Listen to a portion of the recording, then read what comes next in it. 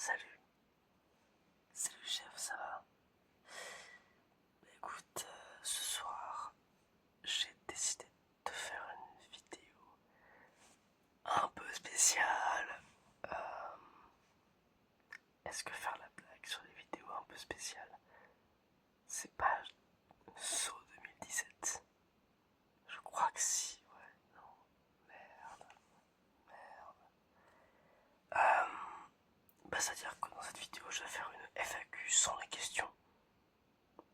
Voilà, c'est-à-dire que les gens n'ont pas posé de questions, mais je vais quand même répondre à des questions, parce que je pense beaucoup à moi-même. Voilà, et donc je vais te parler de ma vie. Je suis un peu bourré, il est tard, il est, euh, il est 1 heure du matin. Les insomniaques me diront qu'il n'est pas si tard que ça, mais en tant que personne qui essaye d'avoir un rythme de vie acceptable, il est tard. En tout cas, il est tard pour tourner une vidéo. Bon, il est tard. Là, je devrais être en pyjama et dans mon lit. Mais non, c'est la vie que j'ai décidé de mener. Donc voilà, je vais te parler un petit peu de ma vie, de qui je suis. Voilà, on part en mode full impro. J'ai genre 3 idées dans ma tête et c'est tout. Et le reste, on va bien voir. On va bien voir. Et si suite à cette vidéo, il y a des questions que tu te poses sur moi, incroyable, tu te poses des questions sur moi, j'en doute. Mais s'il y a des questions que tu te poses sur moi, auxquelles je n'ai pas répondu, eh bien pose-les-moi en commentaire, d'accord? Voilà. On va commencer par le commencement du commencement. Comment je m'appelle? Qui suis-je? Quel âge est-ce que j'ai? Je m'appelle Lucas. Mon pseudo c'est Lusa SMR. Il y en a certains qui croient que c'est Luz SMR ou un truc du style, mais vraiment pas. En fait, c'est que j'ai un pote qui a commencé à m'appeler Lusa. Je sais plus pourquoi. Et puis j'ai décidé d'en faire mon pseudo quand je joue à des jeux mobiles et que j'ai besoin d'un pseudo. Bon, je pue, voilà, je l'avoue, je joue à des jeux mobiles, à des gachas mobiles, je pue, voilà. Et donc j'ai commencé à m'appeler Lusa. Et donc pour faire ma chaîne, j'ai fait Lusa et comme ça se termine par A, j'ai fait SMR à la fin. Mais je ne suis pas Luz ASMR, je tiens à le préciser. C'est très important, je suis Lusa ASMR, pas Luz SMR. Pitié, pitié, pas Luz ASMR, non, pas de ça ici, pas de ça. Voilà, donc je m'appelle Lucas. Un nom de côte, je sais, oui, les boss. Je suis le petit frère de Lucas Auchard, oui, Squeezie. Croyez-moi. Je vais pas vous révéler mon nom de famille parce que ça paraît un peu trop comme du doxing, mais par moi-même. Et alors je sais que je donne mon prénom et avec mon visage, mais par principe, je vais pas donner mon nom de famille. Mais donc j'ai 21 ans depuis, on est quoi? On est le 15. Ouais, on est le 15 avril là quand je tourne. Depuis 5 jours du coup. Parce que mon anniversaire c'est le 10 avril. Donc le 10 avril 2003, je suis né. Voilà. L'an de grâce, le jour de grâce, 10 avril 2003. J'ai 21 ans, je suis à la fac d'anglais, pour devenir prof d'anglais. Chacun sa vie. On ne juge pas les choix de vie des autres. Voilà. En fac d'anglais, j'ai des plutôt bonnes notes. Ça va. En même temps, je travaille pas beaucoup. Donc c'est des très bonnes notes pour le peu de travail que je fournis. Voilà, c'est un peu nul. Je vais pas te mentir, c'est un peu nul. la plupart des trucs, c'est pas des trucs que j'apprends, enfin, que c'est pas des trucs que je vais appliquer dans la vie. C'est des trucs qui servent à rien et on n'améliore pas mon niveau d'anglais. Juste, on améliore mes capacités à faire des analyses et alors c'est très bien, mais on n'améliore pas mon niveau d'anglais et c'est un peu le but de la licence quand même. Donc c'est un peu con. Mais bon, voilà, peu importe. La licence en elle-même, je vais pas dire ma fac non plus. Parce que ça aussi, ça me paraît un peu trop comme du doxing et je ne veux pas révéler ce genre d'informations personnelles. Mais du coup, je suis à Paris. Ma fac est à Paris. Je ne vis pas à Paris. Je ne suis pas un Parisien. Je vis en banlieue parisienne. Je ne dirai pas où. Mais je prends le RER pour venir à Paris. J'ai 1 heure de RER à peu près. Enfin, 1 heure de trajet en tout. Enfin, souvent plus. Bref. Je passe ma vie dans les RER. Je connais très bien Valérie Pécresse. Pas personnellement, mais à chaque fois que je vois marqué retardé sur les écrans des trains, je vois Valérie Pécresse. Et j'échange avec elle, j'échange des mots qui ne sont pas forcément doux et gentils, je l'avoue. Donc voilà, je vis en région parisienne.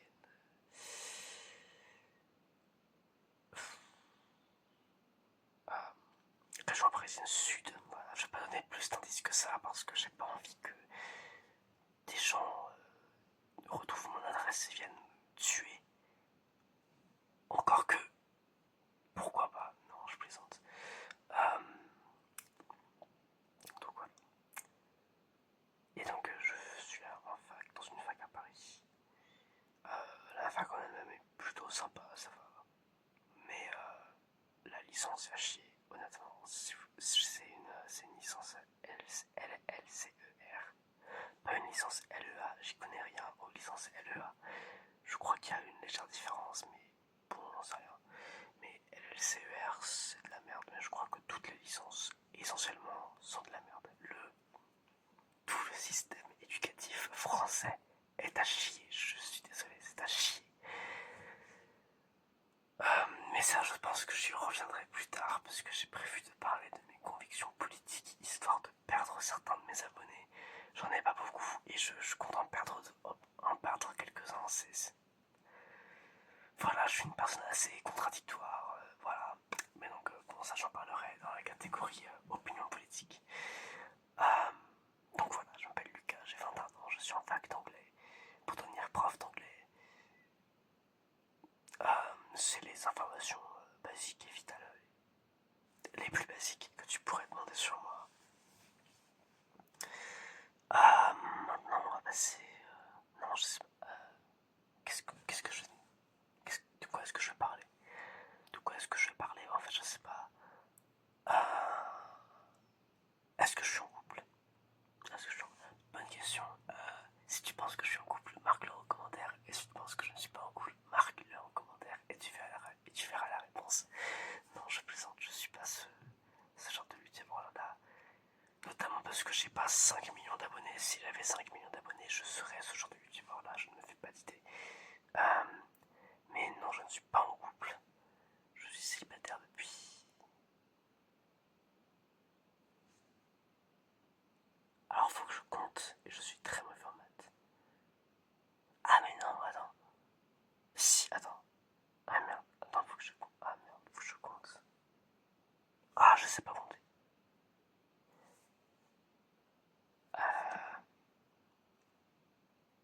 Ouais, mais non. Ok, novembre, décembre, puis on est en avril. Ça fait 6 mois que je ne suis plus en couple. 6 mois et demi, un truc du style. Ouais, parce que j'ai été en couple jusqu'en fin octobre ou novembre. Octobre. Ouais, non, début novembre. Un truc du style. Dans ces eaux-là. Sûrement. Ou peut-être. Non, oui, dans ces eaux-là. Voilà, j'étais en couple. Et puis je ne suis plus en couple. Pour des raisons que je ne suis plus en couple. Voilà, pour des raisons personnelles. J'avais plus envie d'être en couple. Je ne suis plus intéressé par la perspective du couple et du rapport sexuel ou quoi que ce soit. Je ne veux plus de tout ça, de toutes ces choses-là, de toutes ces personnes dans ma vie. Je n'en veux plus.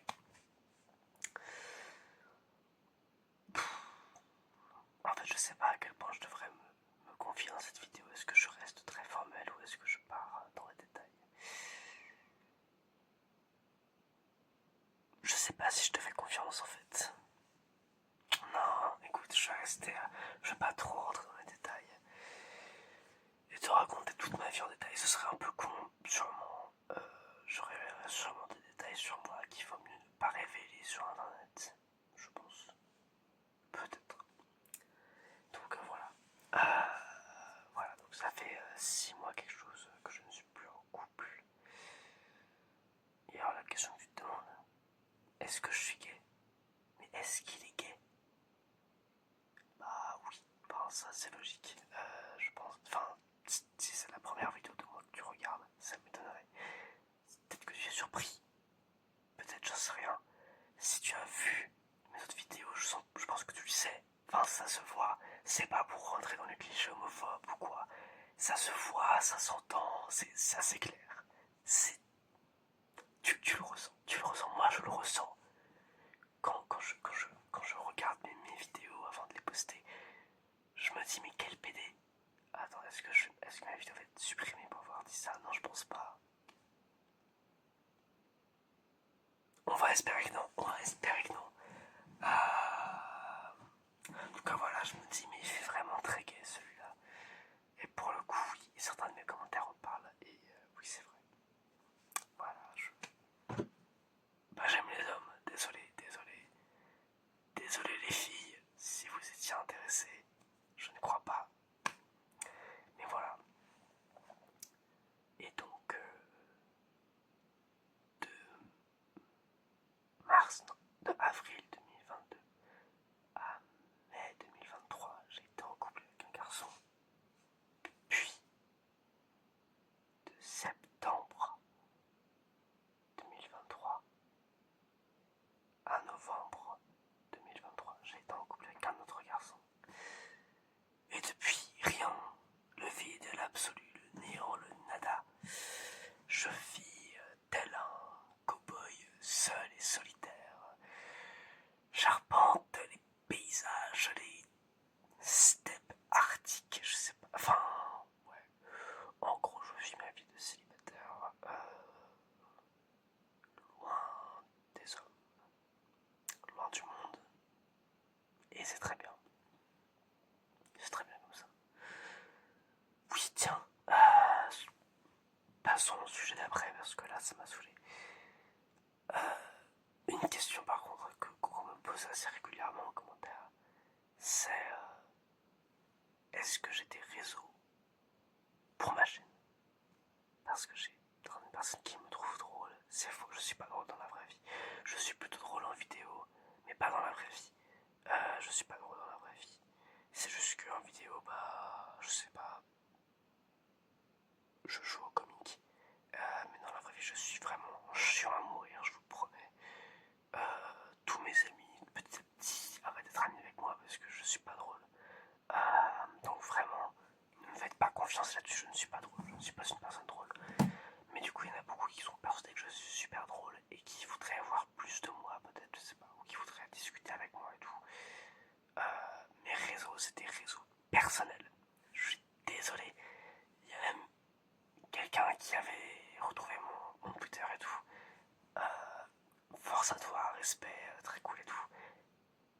Mes réseaux, c'est vraiment des trucs personnels, c'est vraiment juste pour ma vie, pour raconter mes conneries, pour dire de la merde, partager de la merde. Non, je dis aussi beaucoup de choses très vraies et très pertinentes, mais c'est vraiment pas en rapport avec ma chaîne. Enfin, en mode, quand je poste une vidéo, je la partage sur Twitter, mais c'est tout. Donc si tu es intéressé pour voir un Insta ou un Twitter Lusa SMR, et bah désolé, ça n'existe pas. Peut-être que ça existera un jour si je continue de maintenir cette chaîne. Peut-être pas. Désolé, j'en sais rien. Je prévois pas l'avenir, le monde au-delà de dans 3 heures. Non, je suis désolé, je sais pas. Et donc, voilà, si tu te demandes où trouver mes réseaux, où m'ajouter t'es sur Insta, et ben ne le fais pas. Ne le fais pas. Voilà. Voilà. Et si tu es amoureux ou amoureuse de moi, bah évite. Évite, évite. Ça ne marchera pas. Ça ne marchera pas. Je vois le futur, ça ne marchera pas.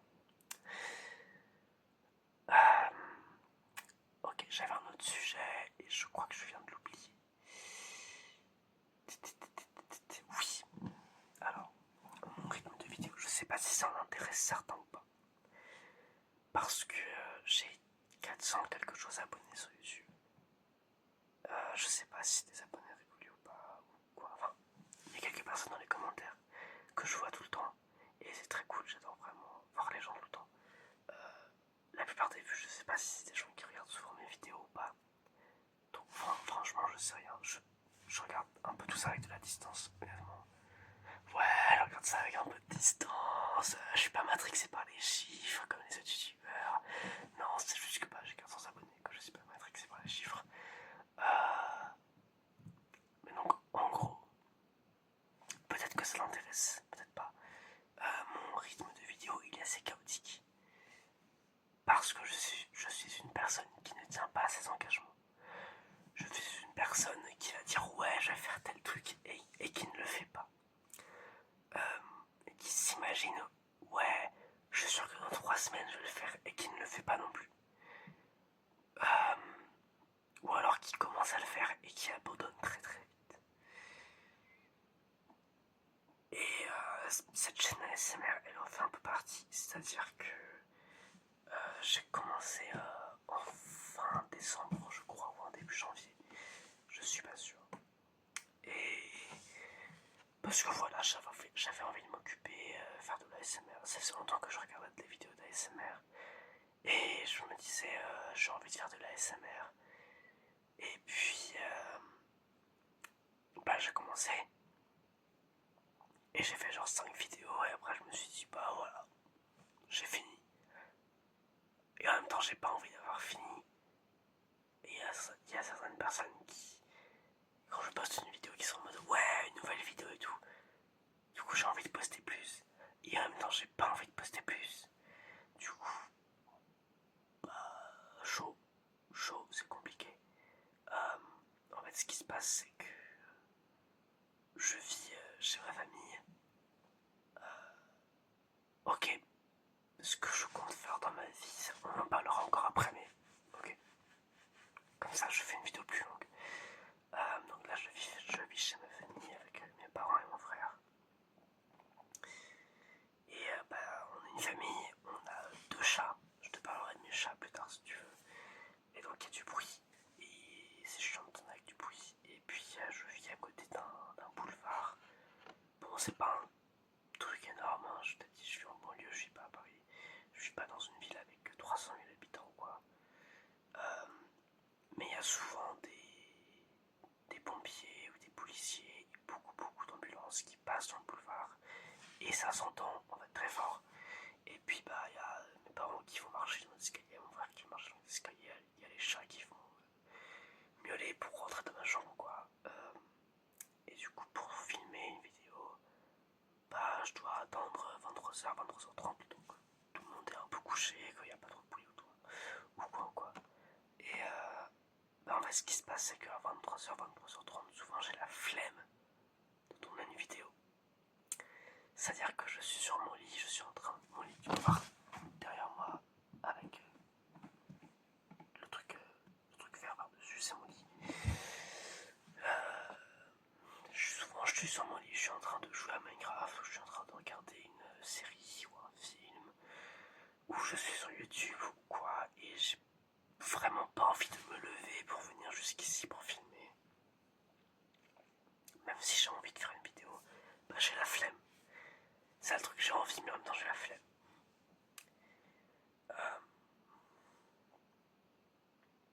Et du coup, bah de plus en plus, je fais genre une vidéo par semaine. Et puis, pendant toute la semaine, je me dis, ah c'est bon, j'ai tourné il y a pas longtemps, j'ai pas besoin de me lever de ce lit. Et après, je me dis, ah merde, mais ça fait une semaine que j'ai pas posté. bon vas-y, il faut que je me lève de ce lit et que je tourne une vidéo. Parce que j'ai envie de maintenir ma chaîne en vie, parce que je trouve ça stylé et tout. Et c'est cool, et j'aime bien avoir une chaîne YouTube. Mais en fait c'est que, comment dire, peut-être que je suis le seul dans ce cas, dans le YouTube game français. Ouais, le YouTube game français, ouais, je suis établi dans le truc, ouais, j'ai ma place. Ce qui me plaît, c'est pas de tourner des vidéos, et c'est pas non plus de les monter, et c'est pas non plus de les poster, et c'est pas non plus d'y réfléchir. Les vidéos, ça. Enfin, c'est pas que ça me fait chier, mais c'est que j'ai pas envie de les faire, quoi. Je suis un flemmard, j'ai l'idée dans la tête, et j'ai envie que ce soit déjà posté, et j'ai pas envie d'avoir à le faire.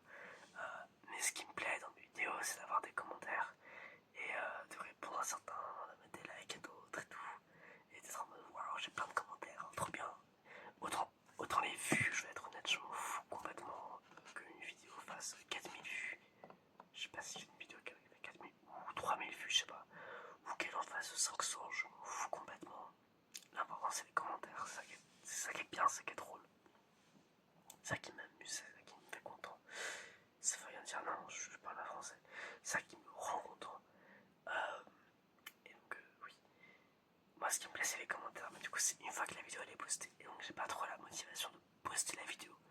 Et donc, de temps en temps, j'ouvre l'appli YouTube Studio. Et je regarde. Et j'ai pas de nouveaux commentaires.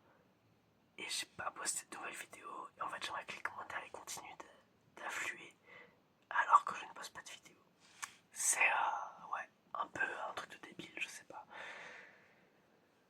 Voilà. Et donc,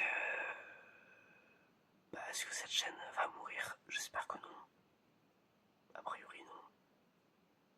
Est-ce qu'elle va rester en vie? Peut-être. Je sais pas. En vrai, je sais pas. Je fais de mon mieux, mais en même temps, mon mieux, c'est pas grand-chose. Et donc, voilà, je tourne des vidéos de manière très irrégulière. L'autre jour, hier ou avant-hier, je sais plus, j'ai commencé à tourner une vidéo où je te lis un livre. C'est-à-dire que je prends un livre et je le lis. Et donc, j'en ai lu pas grand-chose. J'en ai lu 30 minutes. Mais en lire en ASMR, faut très articuler parce que sinon on comprend rien à ce que je dis. Même là, je parle assez vite, je crois qu'on comprend rien à ce que je dis à peu près globalement. Mais pour lire, c'est un peu le principe. Faut comprendre les syllabes, sinon ça veut rien dire. Et donc, faut que je lise très lentement et tout ça. Et donc, pour être honnête, au bout de 30 minutes, ça m'a un peu saoulé. Voilà, genre j'étais en mode bon, j'ai envie de prendre mon PC et d'aller jouer à Minecraft. Et du coup, ce que j'ai fait, c'est que j'ai fait une pause de 2 jours. Et je pense que je reprendrai la lecture du livre en ASMR plus tard. Mais voilà, c'est que je suis très irrégulier. C'est que j'ai envie de poster des roleplays médecins et tout. Mais en même temps, j'ai pas envie de prendre. J'ai pas envie d'avoir à prendre les différents triggers. Et d'avoir à me dire, ok, qu'est-ce que je vais faire? Je vais faire tel truc pour la vue, tel truc pour le son, machin. C'est. Ah oui, je suis un assisté. Je suis un assisté de merde. J'ose l'avouer, voilà. Je suis un citadin. Je suis un Gen Z qui n'a pas envie de faire les choses et qui a envie qu'on lui offre tout sur un plateau et qui a envie d'avoir des commentaires alors qu'il ne fait même pas de vidéo. Voilà, c'est ça que je suis. Je suis un parasite. Je suis un parasite. Et donc je filme des vidéos de manière très irrégulière. Si ça te gêne, j'en suis désolé. Si ça ne te gêne pas, tant mieux. Si tu ne sais pas qui je suis, c'est pas grave. Voilà. Donc ça c'était pour la partie ma chaîne, comment ça marche, comment je gère. Une autre précision que je fais en description depuis quelques temps, c'est que ma chaîne est petite. C'est-à-dire que 400 abonnés, c'est énorme. Je pensais pas. Enfin, je sais que tous les youtubeurs disent ça. Je pensais pas avoir autant d'abonnés, vraiment. Mais vraiment, enfin, j'ai commencé à faire des vidéos, je m'attendais à avoir 20 abonnés, genre, au bout de 6 mois. Pas plus. Et puis, très vite, ça a augmenté. Et puis, je sais pas pourquoi. Et mais pour monétiser la chaîne, c'est un palier encore au-dessus. Il faut avoir beaucoup plus de stats, il faut avoir plus d'abonnés et plus de temps de visionnage. Et avant que je puisse monétiser la chaîne, et bah ça fait que YouTube met des pubs automatiquement sur mes vidéos. Et j'ai pas de contrôle sur les pubs et sur la monétisation. Moi je cherche pas à faire de l'argent avec YouTube. C'est pas mon but. Du coup quand j'aurai atteint ce palier, si je l'atteins, je pense que je l'atteindrai au bout d'un moment, mais voilà. Bah je ferai en sorte de désactiver toutes les pubs. Parce que, enfin, les vidéos SMR, le principe c'est de relaxer, de dormir, et c'est un peu con s'il y a une pub de merde juste avant et juste après, truc qui t'empêche bien d'apprécier la vidéo, je déteste ça. J'ai Adblock sur mon PC, quand je regarde des vidéos sur YouTube, je passe pas par l'appli, sur mon téléphone, je passe pas par l'appli, je passe par un navigateur sur lequel j'ai mis Adblock, et du coup comme ça j'ai pas les putains de pubs parce que c'est atroce. Et je compte pas infliger ça aux gentils âmes qui regardent mes vidéos. Mais en attendant, j'ai pas le contrôle dessus. Je peux pas désactiver les pubs. Je peux pas choisir quand est-ce qu'elles se mettent, quand est-ce qu'elles se mettent pas. J'ai certaines personnes qui m'ont dit qu'il y a des pubs au milieu de la vidéo. Et ça me saoule. Parce que c'est vraiment les pires pubs. Autant au début, à la fin, on peut se dire d'accord, mais vraiment au milieu d'une vidéo, c'est ultra chiant. J'espère que ça vous dérange pas trop. Mais je peux rien y faire. La seule chose que je peux y faire, c'est de poster plus pour passer au palier plus rapidement. Et je ne suis pas très doué pour poster plus. Donc voilà. Euh, du coup, une fois que j'aurai passé ce palier et que je pourrai monétiser la chaîne et donc la démonétiser, je démonétiserai la chaîne. J'enlèverai toutes les pubs. Mais en attendant, si vous regardez des pubs sur mes vidéos, je ne touche pas un centime. C'est YouTube qui prend tout. Donc ne regardez pas les pubs. Installez Adblock. Si vous regardez la SMR le soir pour dormir sur votre téléphone, passez par navigateur. La journée pour vous divertir, vous allez sur appli parce que c'est plus ergonomique, c'est plus optimisé, c'est plus joli, c'est mieux, machin et tout, c'est logique. Mais juste pour s'endormir, genre juste avoir le visuel, avoir le son, juste vous passez par navigateur. Moi j'ai Ecosia pour planter les arbres. Après, bon, enfin, en vrai, n'importe quel navigateur, c'est bien, on s'en fout. Et puis vous installez une application de Adblock gratuite et vous n'avez pas les pubs. Comme ça, vous n'avez pas les pubs. Et comme ça, c'est incroyable. Et vous avez YouTube sans pub et c'est beau. Si vous voulez payer YouTube Premium, faites-le. Mais bon, enfin, qui a l'argent sous Macron, sous le règne de Macron, qui a l'argent pour se payer YouTube Premium? Je le demande, je le demande, je le demande. Donc voilà. Donc je ne touche pas un centime. Je ne sais pas si c'est déjà arrivé que quelqu'un se dise ah allez je vais regarder les pubs pour le soutenir financièrement. Je pense pas que c'est arrivé, mais si c'est arrivé, arrêtez. Arrêtez. Vous soutenez financièrement le monsieur YouTube. Vous soutenez monsieur YouTube. Je ne suis pas monsieur YouTube. Je ne toucherai pas l'argent. Vraiment, ne regardez pas les pubs. Et s'il y a plein de pubs qui vous dérangent, et bah, je suis désolé, j'ai pas de contrôle dessus. Voilà, donc j'ai parlé de quoi? J'ai parlé de qui je suis, en couple, de ma chaîne, de l'argent. J'ai essentiellement fait le tour de tous les sujets de FAQ sur YouTube possible. Ok, bah maintenant c'est un peu l'heure que je te raconte ma vie. Ma vie. Donc là on est le vendredi 15 avril. Attends, je vais vérifier. Ah non, 13. Quoi, on est que le 13. C'est pas vrai. Moi je refuse d'y croire, on est le 15. 13. Attends, on est vendredi, on est samedi. Ah, je sais plus trop là.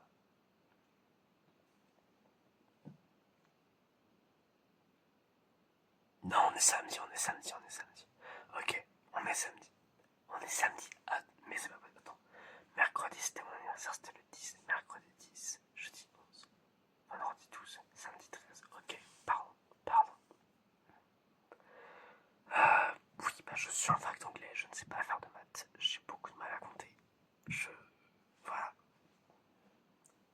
Le problème du lycée sous Macron, c'est qu'on n'a pas d'heure de maths. Voilà. Du coup, j'ai arrêté les maths en seconde essentiellement. Et encore en seconde, j'avais un prof de maths qui était horrible et qui ne savait pas faire des maths et qui faisait des grosses erreurs et qui avait des très gros problèmes d'enseignement. Du coup, en vrai de vrai, j'ai arrêté les maths en troisième, c'est-à-dire il y a 6 ans. Et depuis, je n'ai plus fait de maths. Et je ne fais plus de calcul. Du tout. Donc, je ne sais plus compter. Voilà. J'ai peut-être remarqué que j'ai eu du mal pour compter. Quelques fois où j'ai dû compter, bah, je ne sais plus compter. Voilà. Désolé la team, je ne sais pas compter. Bon, c'est pas un si gros handicap que ça, hein, je pense. Aujourd'hui, je pense qu'on a une application calculatrice sur le téléphone. Donc ça va. Mais bon. De quoi est-ce que je peux te parler d'autre maintenant? On est à 30 minutes. Ah, je peux te parler de mon setup vidéo. J'ai un petit miroir. Et avec ce petit miroir, je vais essayer de te montrer mon setup vidéo si j'y arrive. Non, oui. Ah oui. Ok, attends. Presque. À peu près. En gros, je filme juste avec mon téléphone. J'ai pas de micro pour la SMR. J'ai hésité à en acheter et à acheter une caméra. Et après, j'ai vu les prix. Et je me suis dit, est-ce que je fais cet achat compulsif? Ou est-ce que j'économise pour un jour avoir un appartement? Bon, et vu que je compte pas faire de l'argent avec YouTube, on va rester sur le téléphone. J'espère que ça te va. Il y a déjà plus de 400 personnes qui se sont abonnées pour un téléphone, donc j'imagine que ça leur va. Après voilà, j'ai pas de micro, j'ai pas de caméra, j'ai juste posé mon téléphone sur une petite boîte. Tu peux vite fait voir, mais pas trop. J'ai pas mieux comme miroir, j'ai pas mieux, je suis désolé. Voilà, j'ai vite fait poser mon téléphone. Et c'est comme ça que je filme. Et puis, je suis là, je suis allongé. Enfin, pas allongé, je suis accroupi par terre sur des oreillers. C'est ce que je préfère comme angle et comme manière pour filmer, je trouve ça mieux. Et avant, au début, je filmais depuis le bureau, le côté bureau de ma chambre. C'est-à-dire qu'il y a mon bureau avec une chaise et tout. Et je m'assieds dessus, sauf que c'était un peu galère pour filmer. Et pour les triggers, bah, souvent je les prenais, je les posais, ça faisait beaucoup de bruit. Et tout, là c'est plus simple, je trouve. Et je peux plus facilement bouger. Voilà. Après, j'essaie de filmer au niveau de ma télé qui est juste. On peut pas la voir. Au niveau de ma télé qui est juste là, elle est posée sur une table. Et donc je posais le téléphone sur la table. Et voilà, j'ai fait une ou deux vidéos avec ça. Mais en fait c'était un peu galère, ça me faisait mal aux jambes parce que je pouvais pas vraiment être accroupi. Mais là c'est la meilleure des positions, je trouve. Je suis proche de la caméra et en même temps je suis mobile et ça me donne pas mal aux jambes, donc c'est très bien. Voilà, donc c'était le step avec lequel je tourne. J'ai une seule lampe, une vraie lampe. Celle-ci, écoute, si tu as déjà regardé mes roleplays médecins, tu l'as déjà vue. Et c'est une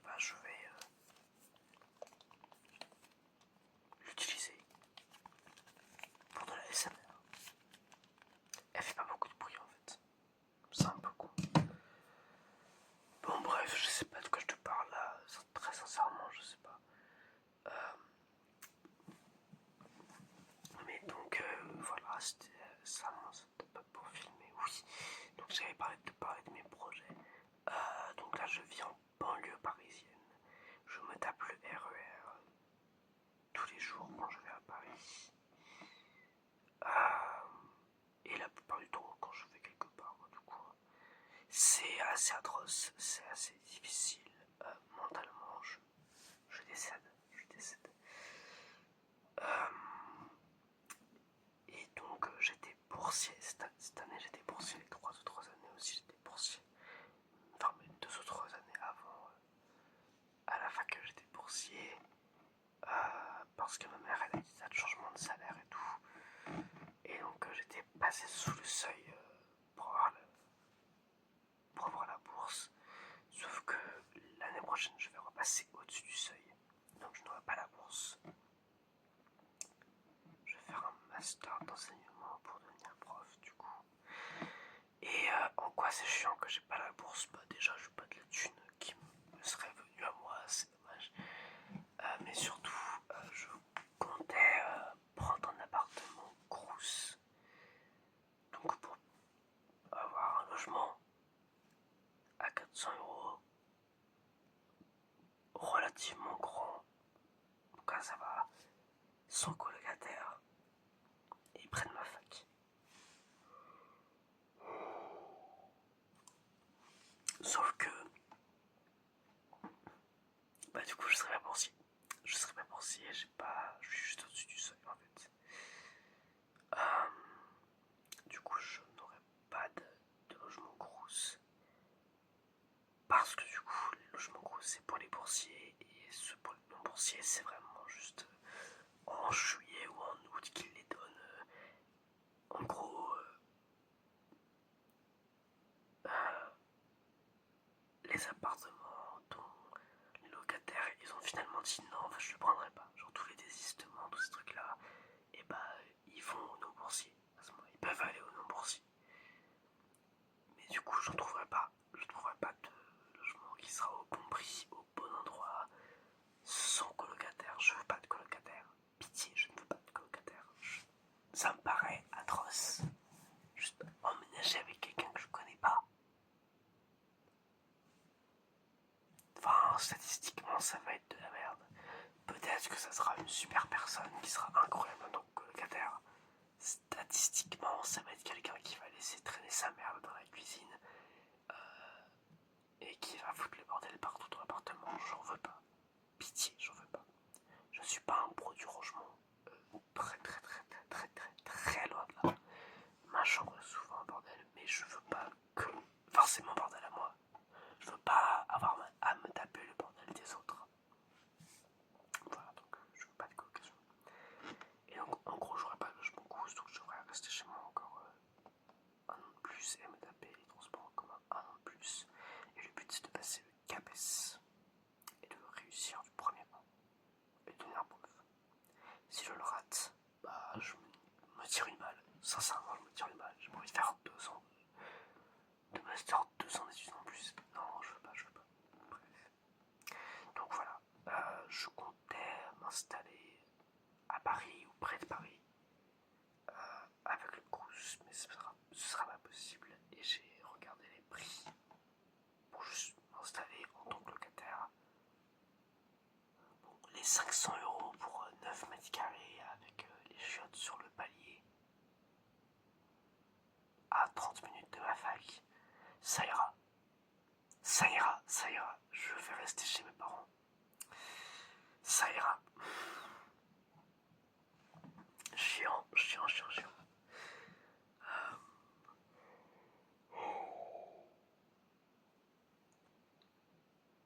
Oui, je devais te parler de mes convictions politiques aussi, je crois. Alors, pour qui est-ce que j'ai voté? Devine. Essaie de deviner pour qui est-ce que j'ai voté. Si tu as voté Emmanuel Macron, tu as tort. Et oui, oh, je t'ai bien eu. Oh, t'as cru que j'allais dire que t'avais raison? Bah non. J'ai certainement pas voté Macron, voilà. J'ai pas voté Le Pen non plus, j'ai voté Mélenchon. Voilà, je suis de gauche. Désolé à tous mes droitards qui me regardent, je suis un gauchiste. Un pur et dur. Bon, j'ai pas lu Karl Marx, donc je me dirais pas communiste. J'ai prévu de le lire quand même. Mais voilà, je suis de gauche, dans une famille de gauche. Et je compte faire un métier de gauche. Voilà.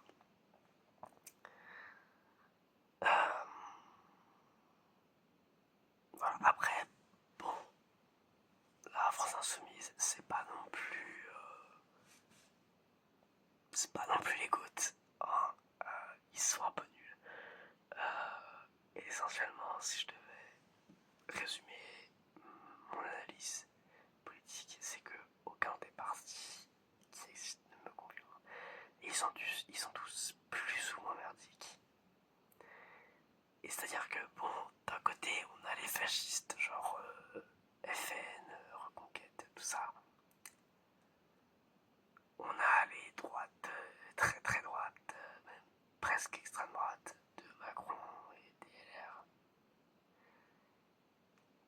Et puis on a la gauche qui est ce qu'elle est aujourd'hui. C'est pas un très bon état. C'est juste les petites querelles personnelles de non moi j'aime pas toi, non moi j'aime pas toi, et puis voilà, et puis au fond ils en ont tous plus ou moins rien à faire de si ce sera à l'extrême droite ou quoi qui va gouverner le pays, tant que c'est pas Mélenchon, tant que c'est pas machin, ou tant que c'est pas machin. Bon, ça me saoule un peu et tous les partis sont plus ou moins nuls. LFI, ils ont toujours des positions un peu bizarres, un peu nulles pendant le Covid. Ils étaient plutôt anti-vaccin. Maintenant, ils sont pas anti-Ukraine, mais ils sont très. Ouais, non, mais la Russie, c'est pas non plus les grands méchants. Les États-Unis, machin. Ils mettent beaucoup la Russie et les États-Unis sur un pied d'égalité. Ils ont tendance à diminuer la guerre en Ukraine. Bah, bizarre. Ils sont grotesques sur Gaza. Et après, on leur parle des Ukrainiens. Et d'un coup, ils font non, mais bon, les Ukrainiens. Oui, mais bon. Du coup, voilà, j'aime pas trop. En fait, pour moi, les filles, la France Insoumise, la partie de Jean-Luc Mélenchon, le problème, c'est que ils ont décidé qu'ils seraient l'opposition. Et donc, dès que Macron dit quelque chose, dès que le parti de Macron fait quelque chose, et bah eux, ils font l'inverse en fait. Ils s'opposent à tout systématiquement, même quand ça vient un peu opposer le reste de leur ligne politique. Hein. Et donc, Macron soutient l'Ukraine, donc ils essayent de soutenir l'Ukraine le moins possible. Macron soutient Israël, donc eux ils soutiennent la Palestine le plus que possible. Et du coup, ils ont pas vraiment de ligne politique. Leur ligne politique, c'est juste être anti-Macron. Et ça, c'est limité. Voilà, ça, c'est limité, c'est un peu con. C'est ceux qui font les plus gros chiffres dans les sondages, donc c'est pour eux que je vote, mais c'est pas forcément.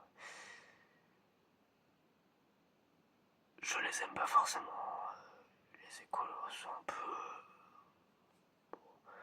Ils sont écolos, et puis derrière, on a envie que l'Ukraine rejoigne l'Union Européenne, alors que du coup, pour l'écologie, c'est une très mauvaise chose. Enfin, ça va juste délocaliser les entreprises et niquer un peu plus les normes environnementales en France, d'avoir l'Ukraine dans l'Europe. Donc voilà, on est écolo, mais leur ligne politique c'est on est anti-Mélenchon. Du coup, on est un peu pro-Macron. C'est un peu con, voilà. Du coup, voilà, les partis politiques, j'aime pas trop en ce moment. Donc, je sais pas tellement vers qui me tourner. Là, il y aura les européennes dans 1 ou 2 mois qui vont arriver. Bon, je pense que je vais voter France Insoumise, sûrement, mais je vais peut-être voter écologiste, je sais pas. Je verrai bien. Je suis tombé sur un type incroyable dans une émission lancée ce soir. J'ai oublié comment il s'appelle. Et qui est député européen et qui se présente aux élections. Et j'aimerais bien voter pour lui, mais j'ai pas trouvé. Parce que les élections européennes, c'est un truc très bizarre où ils sont à la fois à moitié calqués sur les partis politiques français et en même temps pas vraiment. Ils ont des groupes européens et tout, et c'est compliqué. Je me retrouve pas là-dedans. Je comprends pas comment faire, quoi voter et tout. Et donc, j'ai oublié son nom. Mais en tout cas, c'est un petit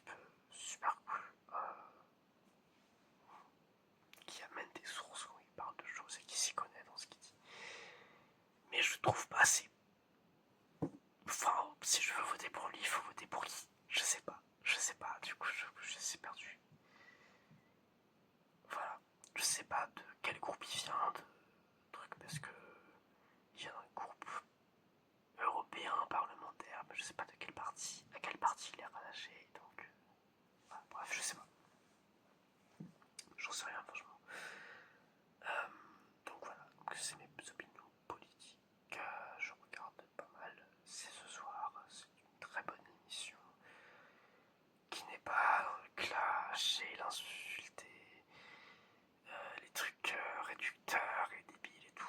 C'est des discussions plus que des débats, c'est des trucs posés où les gens sont intelligents et ce soir ils invitent des gens qui s'y connaissent dans les sujets, c'est-à-dire que quand ils parlent de Gaza, ils invitent des gens qui ont été à Gaza, des experts de la Palestine, des experts d'Israël, des gens qui s'y connaissent vraiment.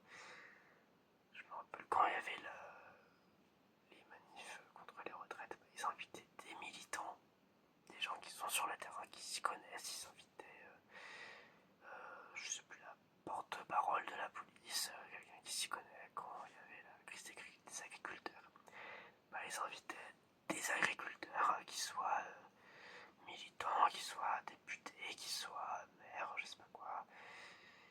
Quand il y avait la marche contre l'antisémitisme, ils invitaient des juifs. C'est à peu près les seuls à le faire. Qu'ils soient militants, qu'ils soient politiques, machin. Ils invitent souvent des journalistes, des philosophes, des historiens. Merci. Ils sont de très bons invités. De gauche comme de droite, parfois d'extrême droite, mais assez rarement, sauf quand il faut vraiment en inviter. En gros, c'est une super émission, c'est des bonnes discussions posées, intéressantes.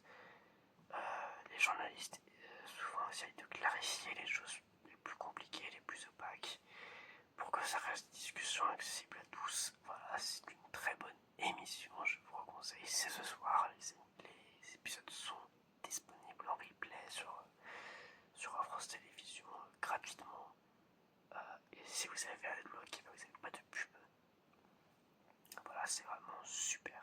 Parfois c'est chiant, parfois c'est intéressant, tout. Voilà. En ce moment, je regarde aussi Backseat de Jean Massier. Enfin, je sais plus. Je regarde là toute l'émission, je regarde juste la partie l'invité politique. Bon, parfois c'est bien, parfois c'est chiant, c'est-à-dire que Backseat c'est une émission très de gauche, mais le problème c'est que quand ils invitent des gens de gauche, ils sont genre, enfin, le mot c'est même pas complaisant, c'est juste ils sont en mode, oh, comment ça va, dis donc, mon ami, je t'adore, on est super potes, je suis parfaitement d'accord avec ce que tu dis, il n'y a pas de contradiction, il n'y a pas de débat, il n'y a pas de truc, c'est vraiment juste, c'est vas-y s'il te plaît, déroule-moi de propagande, et puis dès que les rares fois où ils invitent quelqu'un de droite, c'est je te déteste, tu es Satan. Il y a un peu ce côté-là, ils sont très dans la confrontation et la provocation avec les invités de droite quand parfois c'est pas vraiment nécessaire, et ils sont très dans la complaisance avec les invités de gauche, au lieu d'essayer de mettre les gens face à leurs contradictions et de créer un débat et d'être pas trop biaisé. Mais dans l'ensemble ça reste plutôt bien, surtout quand il y a plusieurs invités. Quand il y a un seul invité, ça tourne vite, soit à la chasse aux sorcières, soit au discours de propagande. C'est très l'un ou l'autre. Par exemple, quand ils avaient invité Mathilde Panot il y a 2 ans, comme ça, la première question qu'ils posent c'est vous faites plein de meetings, vous êtes avant l'élection présidentielle, est-ce que ça va, vous n'êtes pas trop fatigué? Chef, je veux ses convictions, je veux ses mesures, je veux ce qu'elle a à dire. Je veux pas savoir comment est-ce qu'elle gère de faire 5 meetings par semaine, je m'en fous de si elle est fatiguée ou pas. C'est très biaisé, alors je comprends que l'idée c'est que la plupart des chaînes de télévision et de radio sont de droite, et donc c'est d'ajouter un peu de gauche, mais en même temps tu peux rajouter de la gauche sans être complètement débile. Et sans être le plus lisse possible. Moi j'aime bien quand il y a de la contradiction un petit peu, pas forcément un débat au sens propre du terme, mais juste une interview intéressante où on met la personne face à ses contradictions et pas à la Apolline de Mailleur, ou je sais plus comment elle s'appelle, la meuf de la radio, ou pas comme type, j'oublie son prénom, bref. Pas comme les gens qui sont par contre juste dans le je vais clasher, et qui cherchent juste à faire des contradictions là où il n'y en a pas besoin. Et c'est pour ça que ce soir, c'est un très bon équilibre entre les deux. Il y a à la fois de la contradiction et du débat, et en même temps des discussions posées et neutres. Voilà, et ça c'est très bien. Voilà. Est-ce que je peux parler plus de mes convictions politiques ou pas? Ça fait 53 minutes que j'enregistre. Je sais pas, j'ai envie de parler un peu plus de ma politique. Après, je sais pas si ça passionne les gens ou si ça intéresse au moins, ne serait-ce qu'une personne. Honnêtement, j'en doute un petit peu. Mais écoute, je vais peut-être continuer à en parler. Comme je t'ai dit, je suis pas communiste parce que j'ai pas lu Karl Marx. Mais j'ai quand même quelques bases. Et ces quelques bases, il me paraît que elles sont un peu dépassées. C'est-à-dire que l'analyse des classes sociales de Karl Marx s'appliquait à l'époque où il a pensé toute la chose, mais maintenant la société a énormément évolué. Et l'analyse de la classe ouvrière contre la classe bourgeoise, elle est dépassée, elle s'applique plus. La plupart des gens vont pas se reconnaître comme la classe ouvrière ou comme la classe bourgeoise, ils vont se reconnaître comme ni l'un ni l'autre en fait. Et donc tu peux pas fédérer les gens autour d'un mouvement si personne ne se reconnaît dans le mouvement. Parce que tout le monde a la presse qui est dans la classe moyenne. Et parce que c'est vrai que quand tu observes la répartition des richesses, la courbe elle fait pas ça, elle fait ça. Du coup, même s'il y a une différence entre les 10% les moins riches et les 85% les plus riches, enfin, tu comprends? Même si entre là et là il y a une certaine différence, c'est pas la même différence qu'avec là, tu vois. Et du coup, les gens qui sont là, ils vont avoir tendance à se dire qu'ils sont dans la classe moyenne et pas qu'ils sont des bourgeois, quoi. Et les gens qui sont là, ils vont se dire je suis dans la classe moyenne et ils vont pas reconnaître les gens qui sont là comme bourgeois. Ils vont les reconnaître comme classe moyenne. Et du coup, cette analyse politique me paraît assez dépassée. Et souvent quand j'entends les communistes parler, je me dis chef, t'es complètement déconnecté, tu parles pas avec tes convictions à toi, tu parles avec Karl Marx en fait. Tu parles pas de toi, tu parles de le bouquin. Et alors je veux bien que le mouvement communiste s'est basé quand même sur le bouquin, mais ça veut pas dire que t'as pas d'individualité, individualité et de personnalité propre. T'as le droit de réfléchir quand même. Le problème des communistes, c'est qu'ils réfléchissent pas assez à mon goût. C'est-à-dire qu'ils se font pas assez leurs propres opinions. Et donc voilà, c'est une analyse qui me paraît assez dépassée. Maintenant, on a principalement les pauvres, la classe moyenne basse, la classe moyenne haute et les ultra riches. En fait, il n'y a pas tellement de transition entre les deux. Et en fait, tu peux fédérer tout le monde contre les ultra riches. Sauf que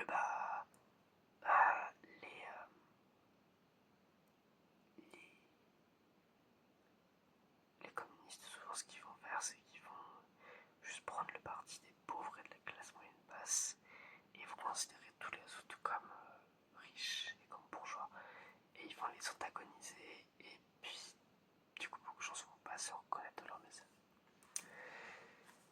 Voilà, c'était mon petit coup de gueule sur le communisme. Voilà. Pourquoi pas tous les partis? Allez, je vais parler de tous les partis principaux de la gauche vers la droite. Voilà, donc ça c'était pour les partis communistes, pour le BCF, machin. Les écolos. En fait, les écolos, ils sont un peu à mi-chemin, comme j'en ai parlé un peu tout à l'heure. Ils sont des valeurs écologistes. Tu les écoutes parler, ils sont pour les gens, ils sont pour machin, pour le climat, pour les pauvres et tout ça. Ils aiment pas le capitalisme et tout ça. Mais en même temps, depuis quelques années, ils aiment pas Mélenchon. Et pour eux, leur manière de gagner, c'est de s'opposer à Mélenchon et donc ils vont essayer de tenir un maximum de positions contradictoires avec Mélenchon. Et tenir des positions contradictoires avec Mélenchon, ça fait que il cherche à gratter l'électorat de gauche qui n'est pas Mélenchon, et deux, ça justifie de ne pas se rallier à Mélenchon. Parce que Mélenchon, il a fait 22% aux dernières présidentielles. La logique, ce serait que les autres partis de gauche se rallient derrière lui. S'il y a une union de la gauche, c'est derrière lui. Mais du coup, plus il y a divergence entre les partis, plus il y a de non, je vais pas me rallier parce qu'on n'est pas la même idée. Du coup, c'est con parce qu'il y aura personne de gauche qui va passer. Et ça va juste être la droite ou l'extrême droite à nouveau qui va passer. Donc c'est bête. Donc voilà, du coup, les écolos ils s'opposent trop à Mélenchon. Et pour moi, vouloir l'adhésion de l'Ukraine à l'Union Européenne, c'est uniquement s'opposer à Mélenchon. C'est vraiment dire non, on est contre Poutine, on est pour l'Ukraine. Donc on est pour l'Ukraine à fond. On veut que l'Union Européenne, ce que les normes environnementales en Ukraine, c'est pas possible. Le salaire en Ukraine, je crois qu'il a. Le SMIC ukrainien, c'est genre 200 € par mois, un truc du style. Enfin, tu fais rentrer ça dans l'Union Européenne, tu massacres un peu plus l'Union Européenne. L'Union Européenne, en théorie, c'est un très beau projet. En pratique, il y a quand même beaucoup de problèmes. Et élargir encore l'Ukraine, ça présente que des problèmes et ça va pas sauver l'Ukraine de la Russie. Parce que le processus pour rejoindre l'Union Européenne, c'est long, c'est fastidieux, c'est pas un processus qui est adapté à un pays en temps de guerre. Et donc c'est très représentatif de leur position anti-mélangioniste. Et puis, quant à Sandrine Rousseau, j'aime pas taper sur un Sandrine Rousseau parce qu'elle se prend énormément d'harcèlement misogyne pour tout ce qu'elle dit, pour tout et rien. Mais bon, quand elle s'offusque de voir les gens se moquer, que Marion Maréchal Le Pen se fasse jeter de la bière dessus au sein de l'agriculture et qu'elle dise attention, c'est pas bien de s'opposer à ça, c'est pas bien de rire de ça et tout. C'est misogyne tout ça. Non, la plupart des hommes politiques et des femmes politiques se sont pris des œufs ou du riz ou de la bière ou ce genre de trucs sur la gueule, c'est pas particulièrement misogyne ou pas. Et en fait, c'est un peu l'idée de Marine Le Pen présidente, ce serait une victoire pour les femmes. Bah non. Gabriel Attal, c'est pas une victoire pour les gays Premier ministre non plus. C'est le truc de. Enfin, c'est un peu l'idée si Marine Le Pen était élue. Je célébrerai la première femme à l'Elysée et puis le lendemain, je serai dans la rue pour combattre ses idées. Non, c'est con. C'est se tromper de combat, c'est chercher à se saboter. Et puis quand tu vois Marine Tondelier, bon, elle est loin de dire juste de la merde, hein, évidemment. Les pro-LFI ont souvent tendance à simplifier un peu tout ce que disent le PS, le PCF et les Verts. Mais bon, elle dit quand même pas mal de trucs assez complaisants, c'est bête, c'est moyen. Et puis, Bayou, pareil, c'est vide. Bayou, c'est vide.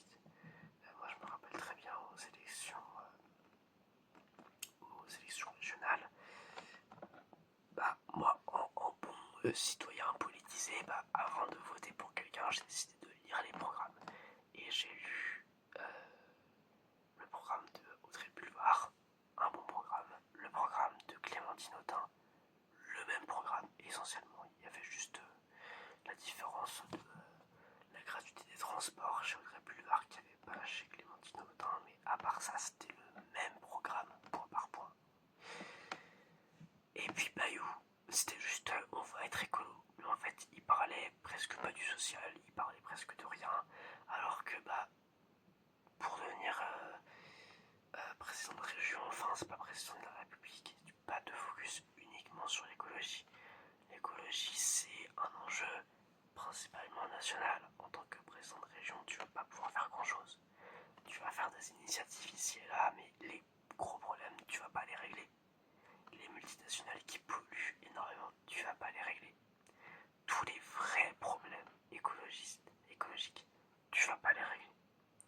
Ce que tu peux régler, c'est le pouvoir d'achat, c'est les crises de logement, c'est la pauvreté, c'est le manque d'accès à la culture, etc. Et ça, c'était presque entièrement absent de son programme. C'était vide. Le problème des Verts, c'est que ils pensent tout par l'écologie. En fait, c'est l'écologie et après le social. Au lieu de faire l'écologie et le social. Et on voit bien qu'ils essayent de faire du social. Mais c'est pas assez. C'est très très loin d'être assez. Et souvent, ils se trompent d'ennemis. Et voilà. Tout ça pour dire les Verts, j'aime pas trop. Le PS. Le PS, c'est grâce à eux qu'on a Emmanuel Macron à l'Elysée. Super. Super. Merci les potes. Le PS.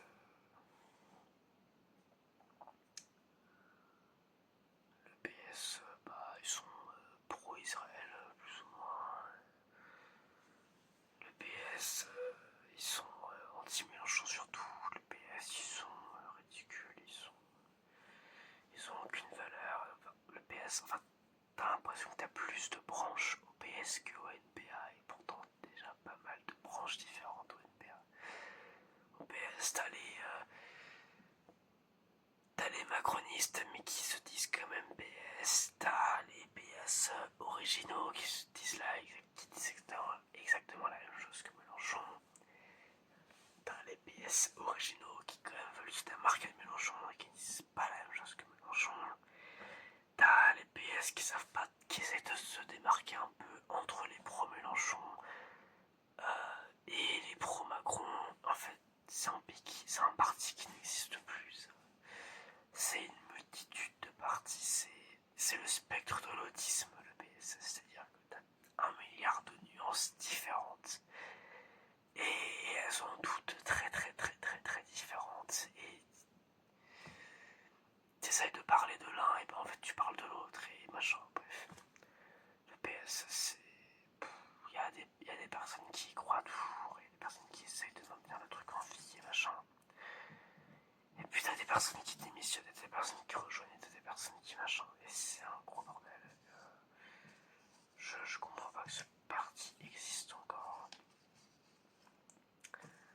Et puis, c'est le truc classique. Aux élections présidentielles, ils savaient qu'ils allaient tout rater, donc ils ont envoyé une nana pour se planter, comme les LR. C'est le... Ah, je sais plus comment... Ça a un nom, c'est le...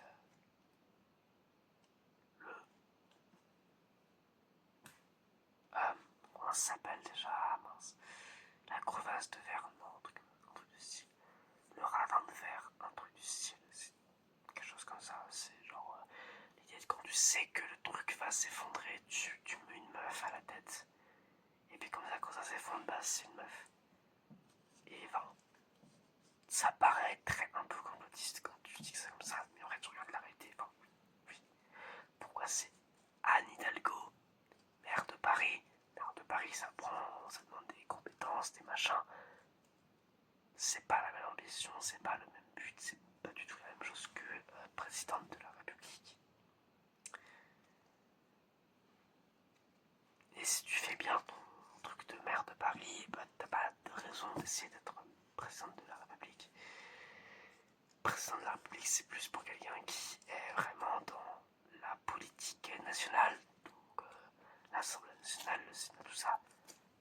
Quand t'es dans une municipalité, c'est Paris, tu restes dans une municipalité, t'es pas à la nation. Et pourtant, c'est elle qui s'envoie. Pourquoi? Parce qu'ils savaient qu'ils allaient se foirer après Hollande, après Macron. Voilà, bref. Le PS, un parti de merde, non. Un parti bien, non plus. Voilà. LFI, du coup j'en ai un peu parlé déjà. LFI, anti-Macron surtout.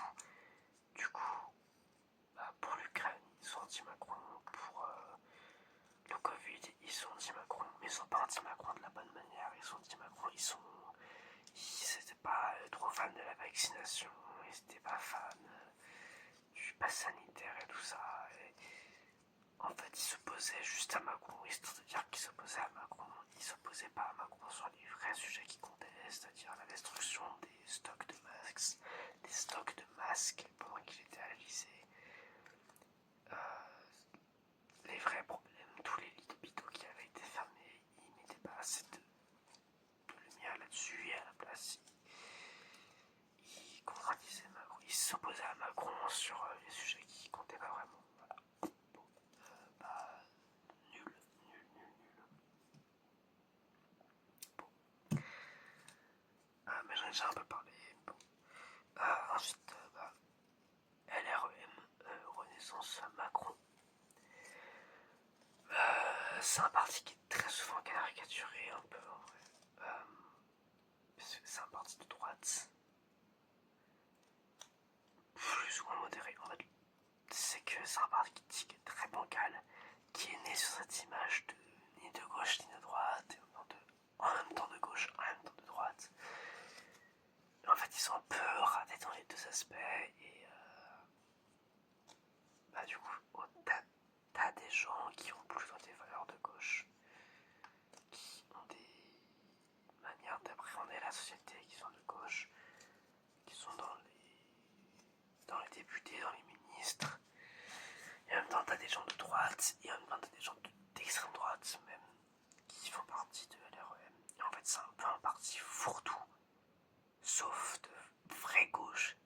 C'est-à-dire que les plus à gauche sont quand même relativement à droite.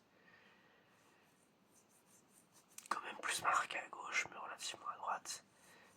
Et du coup, c'est un parti très brouillon, c'est un parti où il n'y a pas vraiment de cohésion, c'est un parti qui est très large aussi. Ils ont énormément de députés, énormément d'élus. Et du coup, c'est tout un paysage politique à lui-même. Et il y en a qui sont très bien, comme, je sais plus, Caroline Janvier, elle est très bien. C'est une députée macroniste, mais j'ai découverte sur ce soir. Et puis, quand elle parle, elle est honnête, elle est logique, elle est normale, elle est intelligente, elle est posée. Elle dit pas des conneries, elle dit des vrais trucs, elle est intéressante. Je suis pas forcément toujours en accord avec ce qu'elle dit, mais parfois si. Et elle fait partie de ces députés macronistes qui s'opposent parfois à Macron.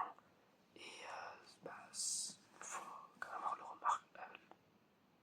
faut quand même le faire remarquer, parce que beaucoup se plaignent du manque de démocratie dans la LFI. Et c'est vrai qu'il manque de démocratie en LFI. Mais alors, mais Macron, c'est une fois pire. Et t'en as quand même certains qui se rebellent et qui osent porter leur voix, et c'est bien. Caroline Janvier, elle en fait partie, il y en a quelques d'autres, dans les ministres. Souvent les ministres à l'éducation, les ministres au transport, à l'écologie, tout ça, à la culture. Bon, là on met des gens de gauche, par contre les ministères qui comptent vraiment à la justice, l'économie, l'intérieur, ça c'est bien droite. Mais voilà. C'est un peu un parti fourre-tout, c'est un peu un parti casse-gueule.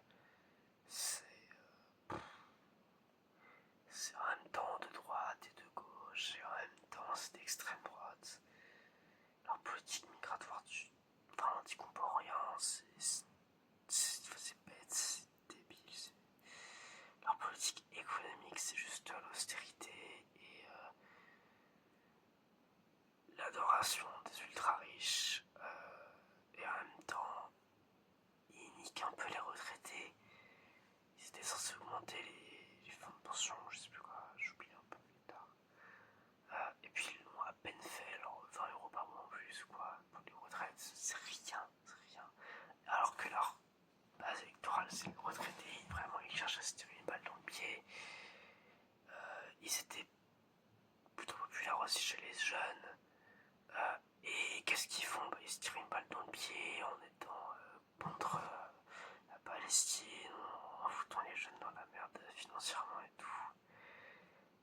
Ils cherchent à se saboter en fait. Ils savent Bah, c'est le problème, c'est qu'ils sont trop divers, du coup ils savent pas ce qu'ils font. Ils font des tas de trucs contradictoires et essentiellement ils rendent tout pire. Voilà. Et c'est une obsession de la com, une obsession du paraître, une obsession de machin. Et du coup, bah, c'est juste des coups de com, des opérations de com, et il n'y a jamais de fond. Il y a tout le temps des tas d'annonces sur des tas de sujets, et tu te dis, ah, trop cool, ils vont faire ça sur tel sujet, sur l'endométriose, machin. Et derrière, ils ne le votent pas à l'Assemblée nationale. Alors que c'est eux qui sont en majorité. Et ils votent pas la loi, alors que Macron a fait les annonces. Non, je sais pas, bref.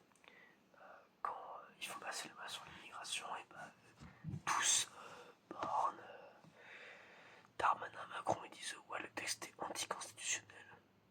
Et on l'a voté. D'où est-ce que tu votes un texte que tu considères comme anticonstitutionnel et que le Conseil constitutionnel a dit que c'était anticonstitutionnel? Non, non, non. Et je comprends pas. Ils cherchent pas vraiment à avoir de logique, en fait. Ils cherchent pas à avoir un truc constant, une constance, une ligne directive vraie. Parce que justement, ils cherchent à prendre les gens de droite, à prendre les gens de gauche, et en même temps, ils cherchent à prendre les gens d'extrême droite. Ils savent qu'ils pourront jamais prendre les gens d'extrême gauche. L'extrême droite, ils savent qu'ils peuvent sur l'immigration, parce que c'est tout ce qui compte pour l'extrême droite. Donc ils ont une politique migratoire d'extrême droite. En même temps, le reste, c'est parfois de gauche, parfois de droite, et c'est vraiment un gros fourre-tout.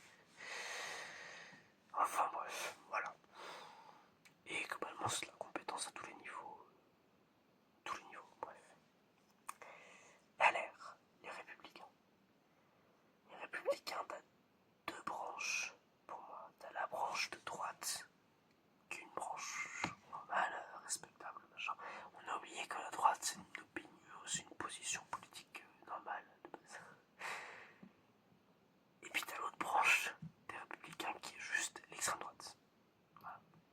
Bon, d'accord.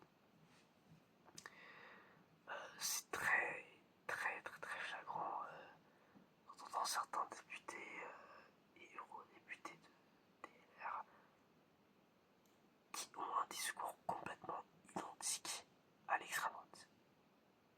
Ils disent exactement la même chose. Notamment la tête de liste DLR pour les élections européennes. Il dit je suis en accord avec la politique migratoire du FN et de Reconquête. T'es pas censé dire ça, chef. J'avais vu un autre député LR qui parlait de gros remplacement, quoi. Il disait pas le terme, mais c'était ça le message de ce qu'il disait. Enfin, le grand remplacement, c'est littéralement une idéologie nazie, quoi. Chef. Bref. Et en même temps, t'as des LR qui sont pas cons pour autant, qui connaissent le quotidien des gens, qui savent les demandes des gens et qui ont juste une opinion de droite de comment articuler la société et qui ont une opinion qui est respectable. Et tu les écoutes parler et ouais, tu te dis oui, bon, je suis pas trop d'accord avec ça, mais ça, je suis plutôt d'accord, et puis machin. Sur le fond, on est plus ou moins d'accord, mais sur les méthodes, on n'est pas vraiment d'accord. C'est ça la différence. C'est que t'as la partie de droite DLR qui est vraiment de droite républicaine, si ça veut dire quelque chose. Où en fait, ils sont d'accord sur le fond, sur les mêmes valeurs avec le reste de la gauche, le reste de la société, mais pas sur les manières d'arriver aux objectifs voulus.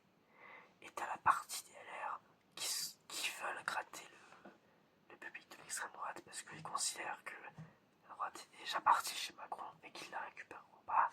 Et donc ils essayent de prendre les gens qui vont à l'extrême droite. Et donc ils tiennent des discours d'extrême droite et donc en fait t'as un double discours très bizarre chez les LR. pas trop ce qu'ils veulent, ce qu'ils cherchent, parce que ça change un peu tout le temps en fonction de si la personne qui parle est d'extrême droite ou juste droite.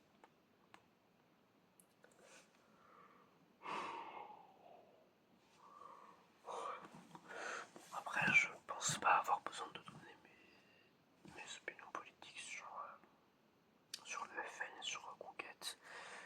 C'est des racistes, des homophobes, des sexistes, des fils de pute, des gens à qui on souhaite tout le malheur du monde. Voilà, il commence à se faire tard un peu là, je vais dormir bientôt. Je ne veux pas, parmi les gens qui me regardent, les gens qui votent pour ces monstres-là, c'est vraiment des connards. Je regardais un débat sur les européennes, Marion Maréchal qui parle explicitement de grands remplacements. Voilà, donc littéralement, elle ne se cache pas d'être une nazie, hein, une néo-nazie. Grand remplacement, c'est une idéologie qui était clamée par les nazis. Voilà, donc si tu es d'extrême droite et que tu me regardes et que tu te dis putain, il est cool avec la droite, mais il est pas cool avec l'extrême droite, remettons en question l'extrême droite, c'est de la merde. La gauche, c'est quand même le camp de toutes les avancées sociales, hein. À part quelques rares exceptions de la droite, c'est essentiellement la gauche qui apporte tous les combats de l'histoire. Et c'est pas pour rien. La gauche, c'est quand même le camp de la fraternité, là où la droite, c'est plutôt le camp de l'égoïsme. Mais avec une certaine modération. Par contre, l'extrême droite, c'est vraiment juste le racisme. Et t'écoutes les discours du FN et les discours de Reconquête, c'est vraiment juste immigration, sécurité, machin. Alors que c'est des sujets qui n'ont pas lieu d'être, qui sont complètement débiles. C'est juste occulter tous les autres sujets pour le racisme. Et donc, si tu es pauvre, mais que tu considères que le gros problème c'est les Noirs et les Arabes et pas ta pauvreté, et bah tu es une merde. Et tu peux te désabonner, j'en ai rien à faire. Dégage. Voilà. Voilà. Je vais pas faire une analyse plus poussée de ces deux parties-là, parce que c'est deux parties qui ne devraient pas exister dans une démocratie. Tout simplement. Et à toutes les personnes qui disent que le FN a changé, que ce n'est plus le FN de Jean-Marie Le Pen, si c'était plus le FN de Jean-Marie Le Pen, ils auraient changé de parti. Ils seraient pas restés dans le même parti. Ils auraient pas viré Jean-Marie Le Pen. Ils auraient quitté le parti. Voilà. Quand Emmanuel Macron n'était plus en accord avec le Parti Socialiste, il a pas attendu que François Hollande parte. Il a créé son parti. Marine Le Pen, elle n'a pas créé son parti. Donc voilà. Bah écoute, je crois que c'est tout. Je crois que je t'ai raconté pas mal de choses sur moi, sur ma vie.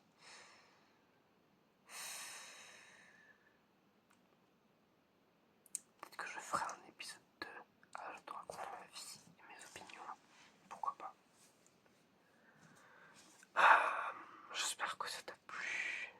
J'espère que tu es resté abonné et que, puisque tu n'es pas d'extrême droite, j'espère. J'ai 400 abonnés. En vrai, il y a moyen qu'il n'y ait personne d'extrême droite dedans. Il y a moyen. Voilà, donc j'espère que tu es de gauche ou d'extrême gauche ou même de droite normale, de vraie droite, pas d'extrême droite. J'espère que tu es une bonne personne. J'espère que tu as pu en apprendre plus sur moi, que tu as trouvé ça intéressant et machin. J'espère que tu te sens fatigué, que tu vas dormir là. Si tu as d'autres questions, eh bien n'hésite pas à me les laisser en commentaire si tu as envie. Si tu as tas de questions qui te viennent plus tard, n'hésite pas à me spam de commentaires. J'adore ça, j'adore les commentaires.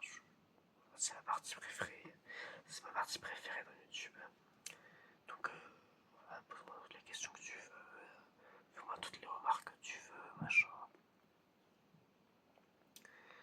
Si ça intéresse quelqu'un de débattre de politique, je pense pas que je vais faire ça, parce que un débat de politique dans les commentaires YouTube, on sera tous d'accord pour dire que c'est de la merde.